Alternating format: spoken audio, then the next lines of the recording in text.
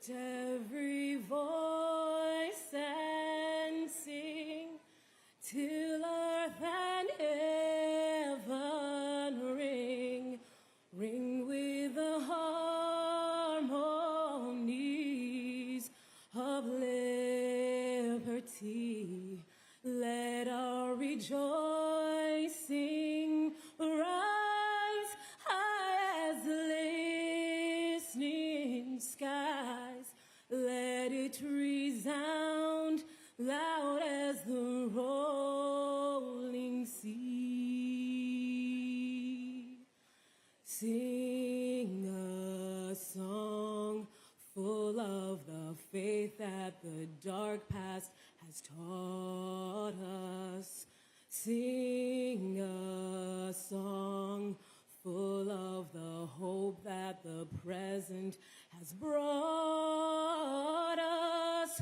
Facing the rising sun of our new day begun. Let us march on till victory is won.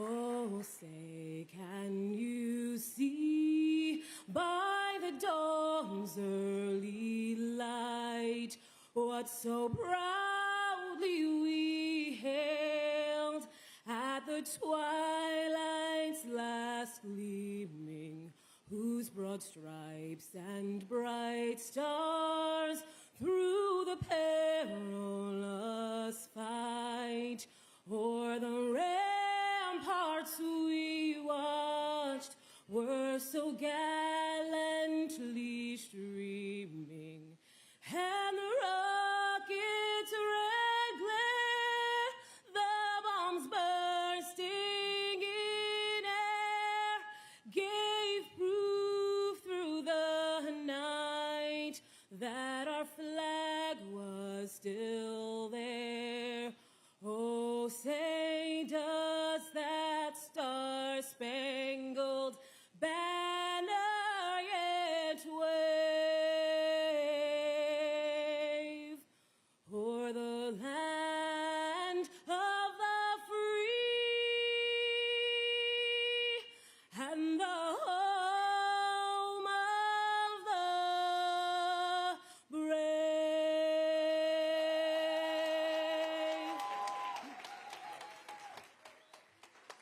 Please welcome to the stage New York State Assembly member Jennifer Rajkumar.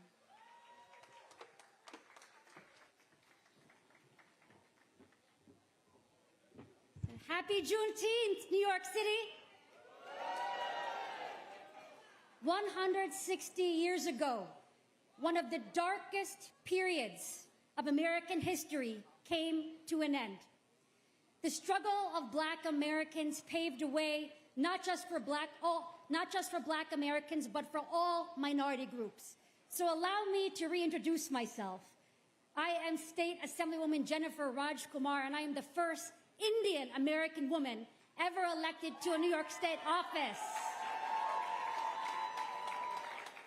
And nobody thought that I would be standing here. My mom was born in a mud hut. My parents came to this country with $300 and a suitcase. But the sky is the limit for our minority communities. When our Constitution was drafted, Black Americans were considered only 3/5 of a person. The U.S. Supreme Court ruled that Indian Americans could not be United States citizens. And now look at us. We're leading in every field. We're standing here in Gracie Mansion, where we have a proud Black mayor running New York City, Eric Adams.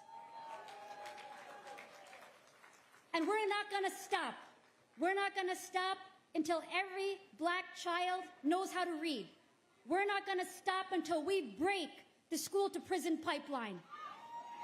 And we're not going to stop until we end the plague of Black maternal mortality once and for all of our Black women. I'm State Assemblywoman Jennifer Rajkumar, and I am with you in this fight. Happy Juneteenth. Let's give her a round of applause. Please welcome to the stage New York State Senator Kevin Parker. First of all, stop acting like y'all know who I am. Y'all better clap louder than that. Y'all know I'll come down there. Stop playing. I'm State Senator Kevin Parker. I represent the 21st District of Brooklyn, Flatbush East, Flatbush Midwood, Dippers Park, Mill Basin, Marine Park, and Bergen Beach.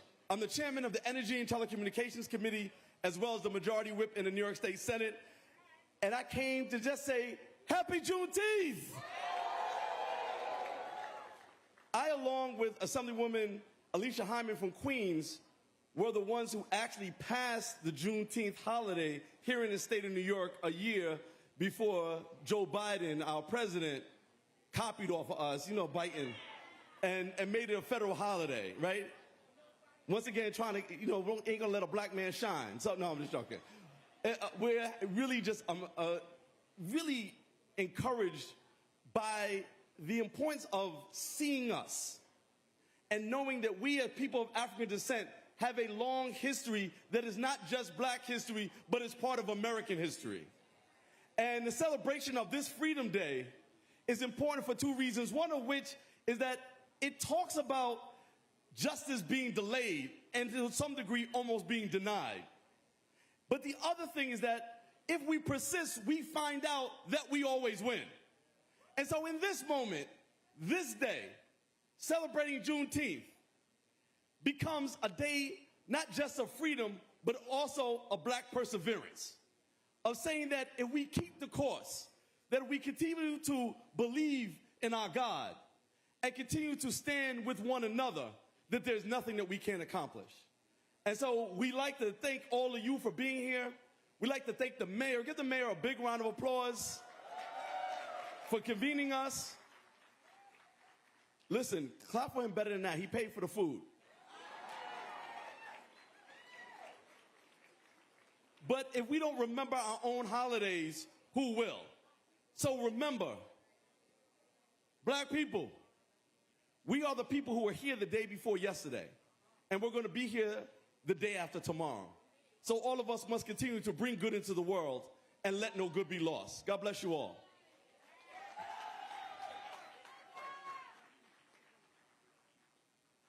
Now please welcome the Mayor of New York City, Eric Adams. Yeah. Stay focused, no distractions, and grind. Stay focused, no distractions, and grind. There are only two types of Americans. Those who live in New York and those who wish they could. That's right. Oh, man. Good. Really good to see all of you as we celebrate Juneteenth. And I thought both Assemblywoman Raj Kumar, who has really been leading the message on those quality of life issues that impact our city, I thought her message, and which I believe is one of the most intellectual, smartest people in politics, Senator Parker. I served with him, and you just cannot realize how much he has pushed forward those agendas that are important to us. I'm glad to have both of them here with me, with my amazing First Deputy Commissioner, Commissioner Kinsella, and my Commissioner of Community Affairs, Deputy Commissioner Mark Stewart, and having them here with us as well as they put their own brand on how we define ourselves. Think about it for a moment, folks. Think about it. We were fortunate enough to have David Dinkins as the first African-American mayor. It took us 30 years before we had the second African-American mayor. And what happened when I was elected January 1st, 2022? Crime was surging by 40%. We had that five-letter word called COVID that was engulfing our city. Jobs were not returning. Our young people were not being educated at the level that they deserve. NYCHA residents were unable to have high-speed broadband and not being able to sign online with their young people. Tourism was dropped. No one wanted to be on our subway system. Those independent financial experts did not want it to raise our bond ratings, which is extremely significant. Look at what happened in 2 years. 2 years, folks. We have more jobs in New York City in the history of the city. Black unemployment was 4 times the rates of white unemployment. When I became mayor, we cut that in half for the first time since 2019. It's less than 8%. NYCHA residents have free high-speed broadband so our babies can get the access they need in tele-educate, remote learning. We have 4.1 million people on our subway system every day. Every day, 4.1 million people, 64 million tourists, 4th largest in history. More people in 1 year cycled from being in homeless shelter into permanent housing in 1 year in the history of the city. More people got FEPS vouchers to go into housing in the history of the city. We funded more affordable housing in the city in the 1 year in the history of the city. Our children are outpacing the state in reading and math. Then we invested in foster care children so they didn't age out. We allowed them to have life coaches until they're 21, and we're paying their college tuition, and we are making sure they get a stipend every day so they don't slip through the cracks. We're turning the city around, folks. New York is not coming back. New York is back. New York is back. And I know every day you read the worst things that can happen in the city of 8.3 million people, and some of us even buy into the concept and the philosophy that our city is not recovering. Some of us believe that. Well, go to the independent financial experts who raised our bond rating, the way I'm managing, not only us cycling out of COVID, but 202,000 migrants and asylum seekers. People stop me on the street and say, Mayor, what are you doing to us? Let's get it straight, folks. I have no authorization to stop the buses from coming in. That's a federal law. I have no authorization to say that people can't get 3 meals a day and a place to sleep and wash their clothing and educate 38,000 people. That's the law. I can't even allow them to work. They wanted to come and work. I can't even allow them to work. It's a federal law. Don't allow me to do that. And if they volunteer and I give them a stipend, I'm breaking federal law. And people walk down the block all the time, don't even realize how this city has recovered. And not only that, what do? First woman of color to be the commissioner. First Spanish speaking to be the commissioner in the police department. First Trinidadian to be a deputy mayor. First Dominican to be a deputy mayor. First African American to be the first deputy mayor. Second African American to be the chief of staff. Why? The first one was by David Dinkins. When you look at our administration, first Indian American to be a deputy mayor, first Filipino American to be a deputy mayor, first Korean American to head small business services. You look at our administration and you will see for yourself, we got all of this chocolate running the city.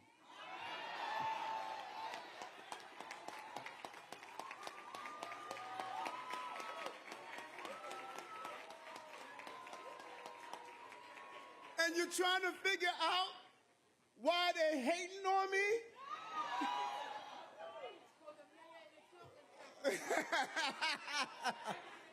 Listen, folks, I came into office, we were spending pennies in women and black-owned businesses. We're now spending billions of dollars. 30% of our children, of our inmate population at Rikers Island are dyslexic, like I am. And what do? We're now doing dyslexic screening. So people talk about closing the building Rikers Island. How about closing the pipeline that feeds Rikers Island? We are doing it, folks. And you need to have a level of pride because they thought we couldn't do it. They said this bald-headed, earring-wearing urban mayor cannot make it happen. And what's challenging folks is that I'm messing with their paper. They were making so much money of the dysfunctionality of cities across America, and we're showing how cities can be managed and how we can produce a quality product. So if I'm preventing young people from falling in the river upstream because they're dyslexic, people are not going to make money downstream giving them services. If I'm preventing foster care children from aging out and not getting the necessary support they deserve, then people are not going to make paper downstream because they're giving them the services that people have been eating off of. People have been eating off the dysfunctionality of our community for so long. So Juneteenth is not about the end of physical slavery. It's about the end of mental slavery. We got to free ourselves. We fought so hard and so long to get here. Acknowledge where we are, folks. Mayor of New York of color. Mayor of Chicago of color. Mayor of Los Angeles of color. Mayor of St. Louis of color. Mayor of Atlanta of color. We got all this power. We can't use it to fight each other.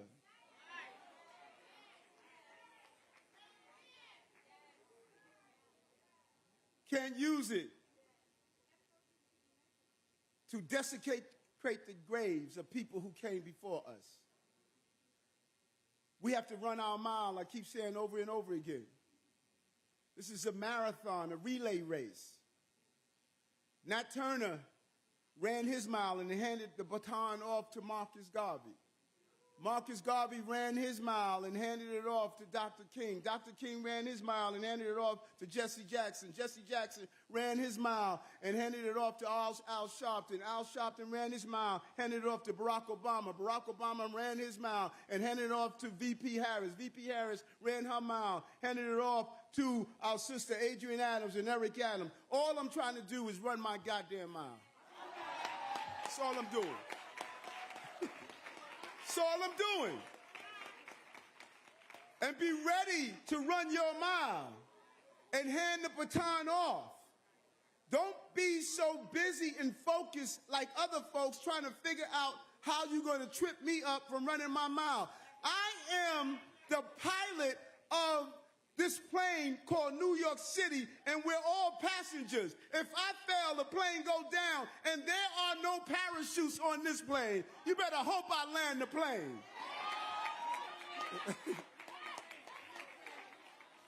And we can land it. Because that's what Juneteenth is about. It's about resiliency. It's about audacity. It's about never surrendering. It's about not giving up. It's about a mother raising 6 children, working at Amstead Daycare Center, telling her baby all the time that don't worry about it, that you can't read right now because of your dyslexia undiagnosed. You just stay focused, no distractions, and grind. And all of you that's in this room, you have a story. Hazra, you have your story. George Holtz, you have your story. All of you. Take a moment and reflect. We are here now, but go look at the stories of our ancestors. There's something special about what we have done. When I went to Goree Island many years ago and stood on the shores of the door of no return, the joy that I felt to leave Africa in slavery but return with the mayoralty. That is what you call power.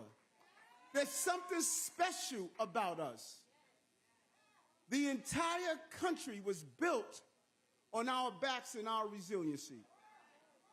This country and globe is what it is because of us. And so as we celebrate Juneteenth, I'm so proud to be the first mayor to raise the flag down at Bowling Green.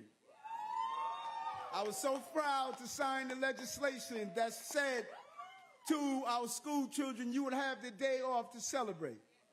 But I did not cross the finish line by myself.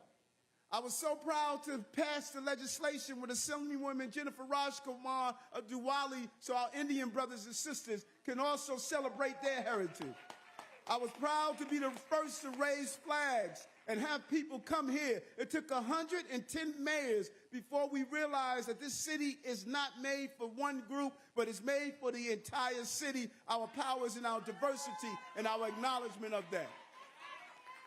So I say to you all the time, just as you did for me when I was a cop with 100 blacks in law enforcement, you would stop me on the street and you'll place your hands on me and pray, I say pray. Just as I was state senator and you would come to me in the subway station and place your hands on me and pray, I say pray.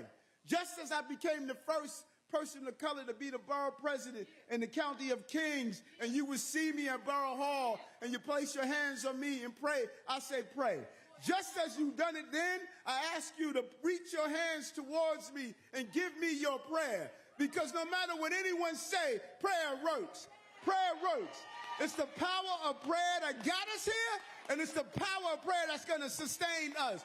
From Juneteenth of yesteryears to Juneteenth of today, we will always be free. Never again will we be enslaved physically or emotionally. Keep being what you are. Marcus Garvey said it most, up you black people, you can be what you will. Thank you very much.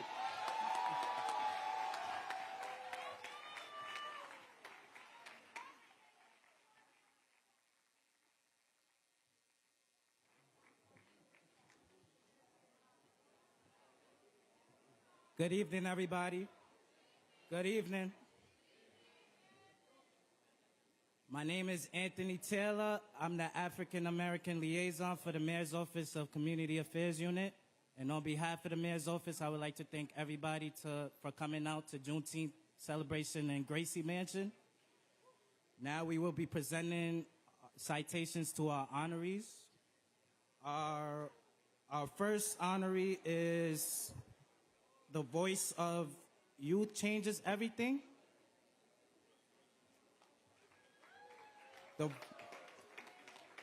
The Voice of Youth Changes Everything is one of the groups of Juneteenth coalitions working to promote Juneteenth in NYC.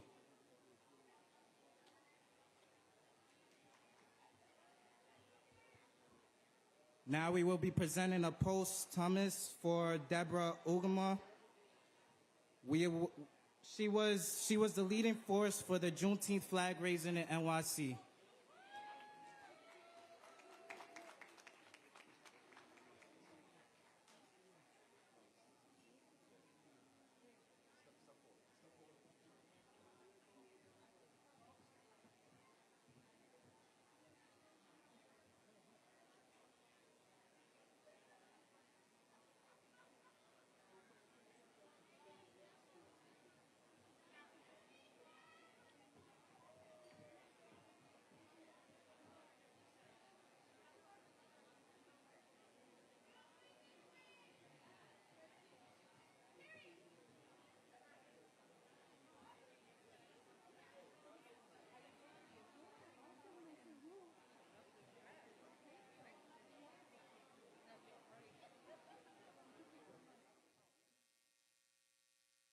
Please welcome Mike the Chaplain.